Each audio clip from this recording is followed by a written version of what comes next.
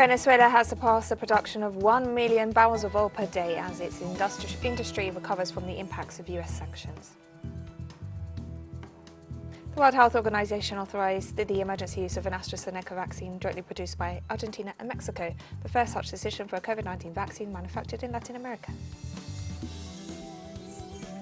Gambia's Truth, Reconciliation and Reparations Commission has found former President Yahya Jammeh guilty of murder, rape and torture during his 22-year rule.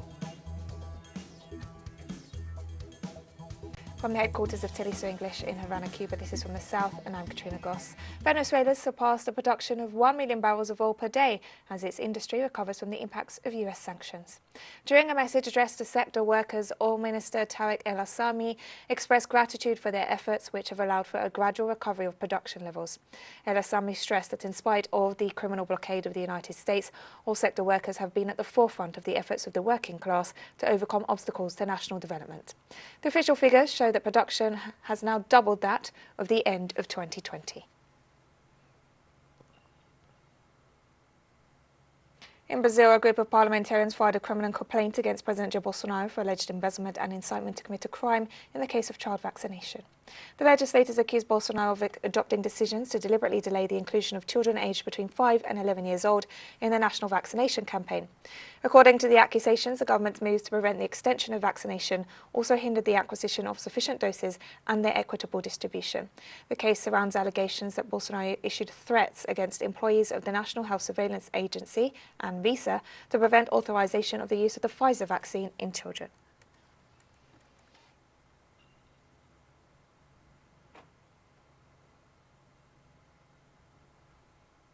And in this context, the president of Brazil's National Health Surveillance Agency, Antonio Barra Torres, demanded an explanation from the Bolsonaro government for the delay in vaccinating children. The official emphasized that child vaccination was authorized by the agency a week ago, but the health minister delayed the move to administer shots, claiming that the figures of infant deaths due to COVID-19 did not require urgent decisions. In the presence of Army General Raul Castro and Cuban President Miguel Díaz-Canel, the last session of the Cuban Parliament was held in Havana with a series of bills discussed as the country works to reform laws in accordance with its new constitution. Our correspondent Fabiola Lopez brings us the details. The last gathering of Cuban lawmakers of 2021 began with a tribute to the educators of the island and to those who participated 60 years ago in one of the greatest feats of the Cuban Revolution, the literacy campaign.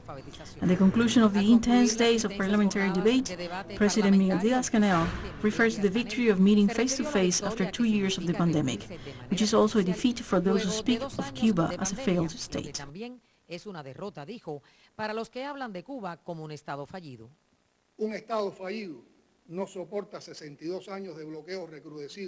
failed state cannot withstand 62 years of tightened blockade in the midst of the pandemic, nor can the dictatorship endure such blows.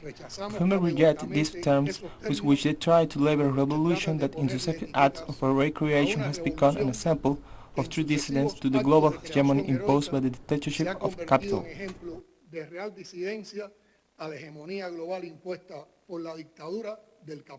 2 years after his appointment, the Cuban Prime Minister offered a report to the National Assembly. When referring to the task of the elimination of the dual currency system, which aims at giving the Cuban peso a central role in the island's financial system, he explained that the difficult situation of the world's economy and that of the country itself, along with problems generated due to the design and implementation of this policy, have had undesired results and sparked multiple dissatisfactions, which must be addressed and rectified. Se mantiene el objetivo planteado de otorgarle al peso su papel como centro del sistema. The objective of giving the Cuban peso its role at the center of the Cuban financial system is maintained. To achieve that, assertive measures must be adopted to halt the inflationary spiral and secure the country's macroeconomic stabilization, as well as boosting domestic production and increasing supply, which will be the shortest path to gradually resolving this complex problem. Será el camino más corto en la solución gradual de este complejo problema. In his speech to the Parliament, Minister of Economy Alejandro Gil informed that the Cuban economy is expected to continue its gradual recovery in 2022 and achieve growth in the region of 4%. He explained that tackling high inflation is the main challenge for the economy today. No es verdad. Y es una matriz de opinión que intenta montar al enemigo. It's not true, and it's an invention of the enemy to claim that the cause of inflation in Cuba is the correct design of the monetary restructuring process and the inadequate moment in which the government decided to implement it. This is not true. All of this would have been present with or without the monetary restructuring. Without currency regulation, we will have shortage. We will have loss of purchasing power. We will have price increases. All of these phenomena that are the basis of inflation are not caused by monetary restructuring, regardless of the fact that the regulation has its designs and implementation issues. Con independencia de que el ordenamiento monetario, y somos nosotros los primeros en reconocerlo, tiene problemas de diseño y muchos problemas en su implementación. During the 8th session of Parliament, Cuban legislators approved laws related to land use planning and the military judicial system, as well as the 23rd version of the Code of Families, which will be submitted to a public consultation process. It is a project of adding and multiplying alternatives and opportunities, a democratic conquest that recognizes the rights of those who did not have them and reinforces and guarantees our rights to those who already enjoy them. Dios bendiga este pueblo en el año que comienza. Dios bendiga a esta asamblea. God bless this nation in the year that begins. God bless this assembly because Cuban families are present in this assembly.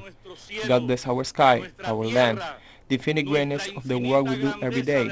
To our President and our dear Raúl, homeland of death in the name of our faith. Patria o muerte en nombre de la fe. The parliamentary session began with a standing ovation in memory of the historic leader of the Cuban Revolution, Fidel Castro. We feel the presence of the undefeated commander-in-chief. Just a few days before the beginning of the 63rd year of the Cuban Revolution, Fidel's chair remains vacant as a tribute. Fabiola López, Telesur, La Habana. And we'll be right back after this very short break, so don't go away.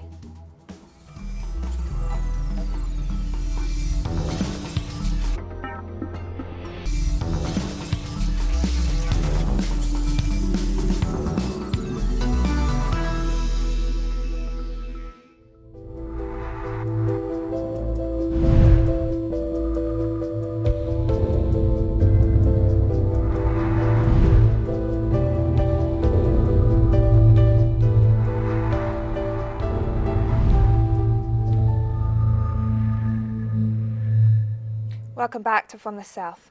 The World Health Organization authorized the emergency use of an AstraZeneca vaccine jointly produced by Argentina and Mexico, the first such decision for a COVID-19 vaccine manufactured in Latin America. The vaccine is jointly manufactured by Argentina's Mabexians, which reproduces its active pharmaceutical ingredient, and Mexico's Laboratorios Leomont, which mixes and finishes the product for distribution. The Director General of the Pan American Health Organization welcomed the news, noting it marks an important milestone for Latin America and highlights the importance of technology transfer to increase the availability of quality COVID-19 vaccines in the region. WHO emergency use listing will facilitate procurement and distribution of this vaccine through the PAHO, as well as COVAX, the international mechanism to increase global vaccine access.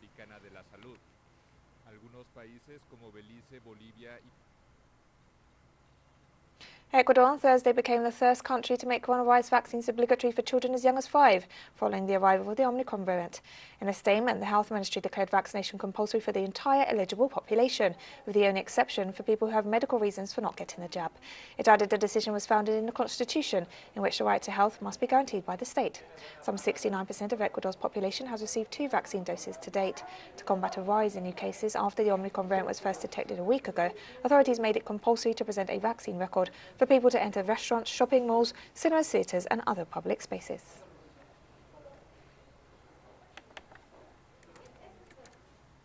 Been quite relaxed, but with this new variant we have had to live to the vaccine again. Rather than being mandatory, I think we as citizens should have the conscience to come personally to get vaccinated without being forced. It should not be mandatory. We should be aware that we can spread to other people if we are responsible. Due to work, they made a vaccination certificate mandatory to be able to enter. Almost exactly 1 month before the second anniversary of the lockdown of Wuhan, the Chinese city where the first cases of COVID-19 were detected, China has ordered a new lockdown of a major city, Xi'an, as cases rise again. We have more details in the following report by our correspondent, Ramsey Peraza.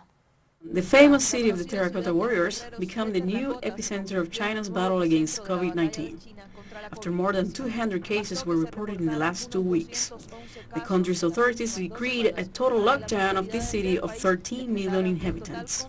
Xi'an, capital of the northern province of Shanxi, joins a list of large cities that have been locked down in China to curb outbreaks of the virus. The guidelines applied in Xi'an are the same as those implemented continuously in many other Chinese cities over the last 2 years. Citizens will have to stay in their homes, and only one person per family will be allowed to go out every day to buy food and other basic necessities. In addition, schools were closed, all events were cancelled, and a limit was imposed on the capacity of public transportation. Long-distance bus stations were closed and more than 85% of flights were suspended. None of Xi'an's 13 million inhabitants can leave the city unless they have a compelling reason, and in order to leave they must receive permission from the authorities and submit a negative COVID-19 test result. Xi'an reported 63 locally transmitted infections on Thursday, December 23rd, and more than 200 since the outbreak broke out. Although the number of cases is very small compared to the total population, and even to those reported daily in other parts of the world, local authorities decided to adopt radical measures such as the lockdown to curb the spread of the virus as soon as possible. Strict measures were adopted due to the spread and chain of infections of new cases of COVID-19. This has been complex and has involved many sectors of the city, such as transportation, as well as public spaces such as hospitals, commercial complexes, restaurants and schools, where many people were concentrated.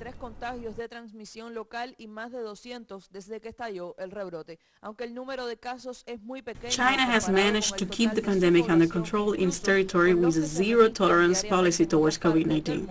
So far, the country has not confirmed any local infections of the new Omicron variant, and it has confirmed imported cases from travelers arriving from abroad and has therefore raised the alert. Hasta ahora, el país no ha confirmado ningún contagio local de la nueva variante Omicron, pero sí casos importados de viajeros llegados desde el exterior, ante lo cual ha elevado el nivel de alerta. At least 13 people died after a boat carrying asylum seekers capsized in the Aegean Sea late Friday, bringing the combined death toll from 3 accidents in as many days to at least 27.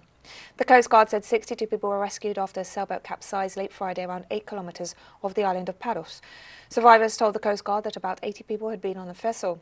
Authorities said 5 Coast Guard patrol boats, 9 private vessels, a helicopter and a military transport plane continued the nighttime search for more survivors, while Coast Guard divers also participated. The latest tragedies come as smugglers increasingly favour a dangerous route from Turkey to Italy, which avoids Greece's heavily patrolled eastern Aegean islands that for years received thousands of people fleeing conflict and poverty.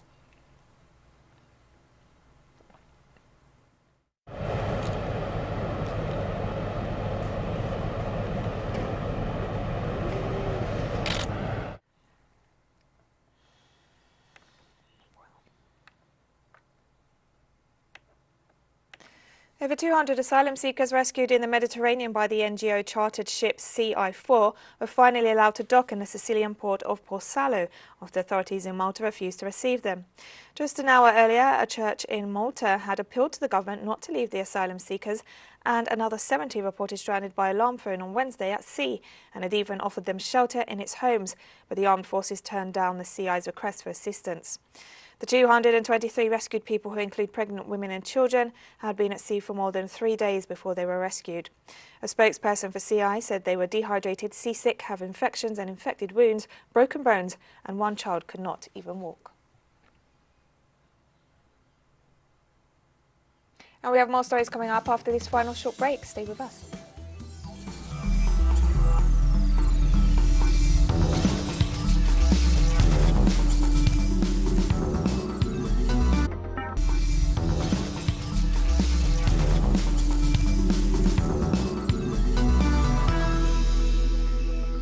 Welcome back to From the South.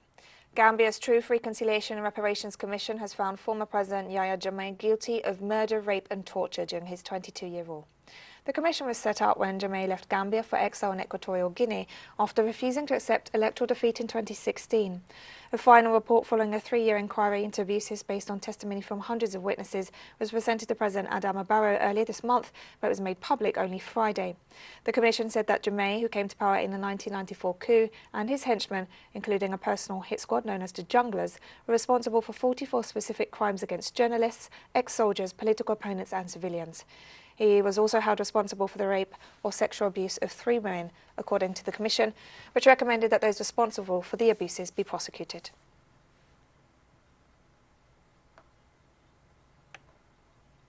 We would like to,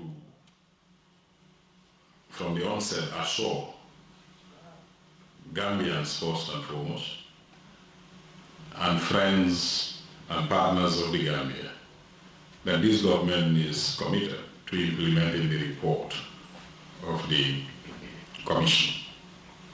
However, you will be aware the report is being studied, and government will publish a white paper, hopefully 5 months from now. This Christmas has been an especially tough one for thousands of residents of Goma and the surrounding area in the east of the Democratic Republic of Congo, who continue to live in camps after the eruption of the Mount Nyiragongo volcano forced them from their homes. The eruption without warning on May 22nd forced tens of thousands of people to flee the city as lava flowed through their communities. With living conditions in the camps tough and many families facing financial hardship after losing homes and businesses, Christmas cheer has been long awaited. In a church in Kabati, 15 kilometers north of Goma, children gathered for a Christmas Eve Mass and sang songs with the community. On Christmas Day, youth volunteers from a local charity tried to bring some festive cheer to a camp inside Goma city, where several hundred families live in tents.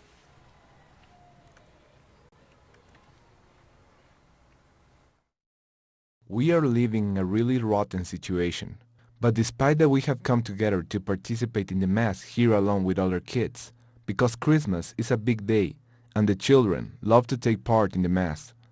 But unfortunately, we are upset that we haven't been able to find anything to give to the children as presents. More than 15,000 people say they are victims of forced eviction in Dakar, the capital of Senegal, due to the construction of a new regional express railway line. After 5 years' work and at a cost of more than $1 billion, on Monday the city will finally welcome a new commuter railway line which will slash journey times and decongest the capital. But thousands of residents claim they've not been properly compensated for homes and businesses that were demolished to make way for the line. Many are also furious that the rehousing they were promised has not yet been completed. The government says that almost everyone who's owed compensation has received it, but accepts that some resettlements have not yet happened.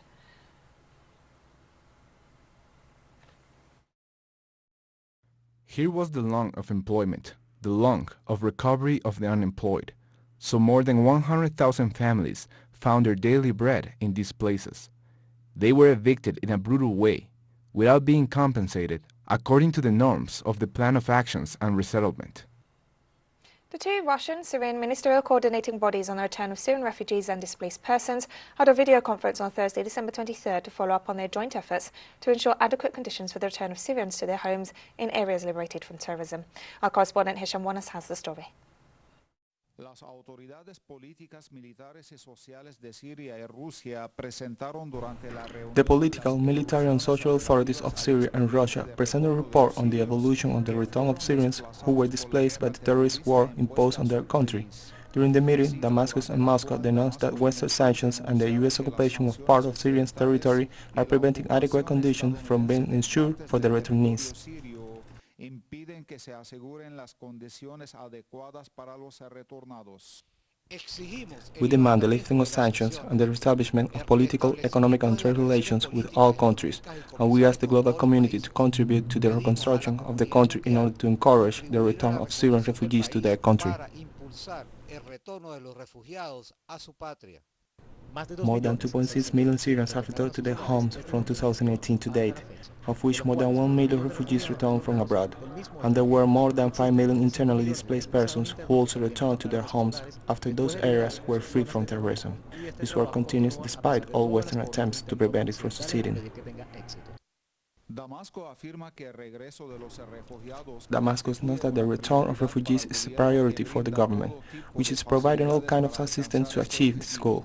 The government is grateful for Russia's support in this effort, especially in the fight against terrorism, the scientific training of younger generations, and the reconstruction of the country's economy and infrastructure.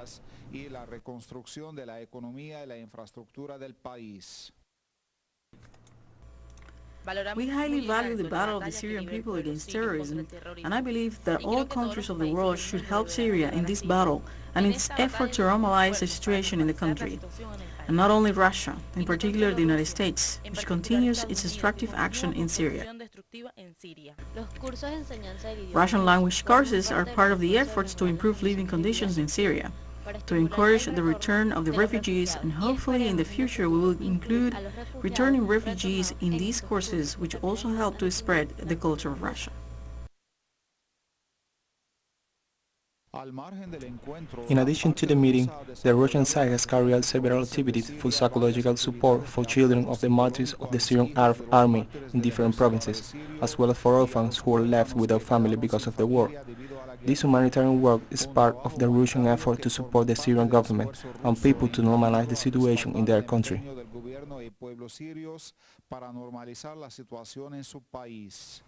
Hisham News, Telesur, Damascus, Syria.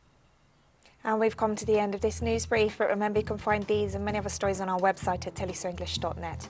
You can also follow us on social media for all the latest news. We're on Facebook, Twitter, Instagram and Telegram. For Telesur English, I'm Katrina Goss. Thank you for watching.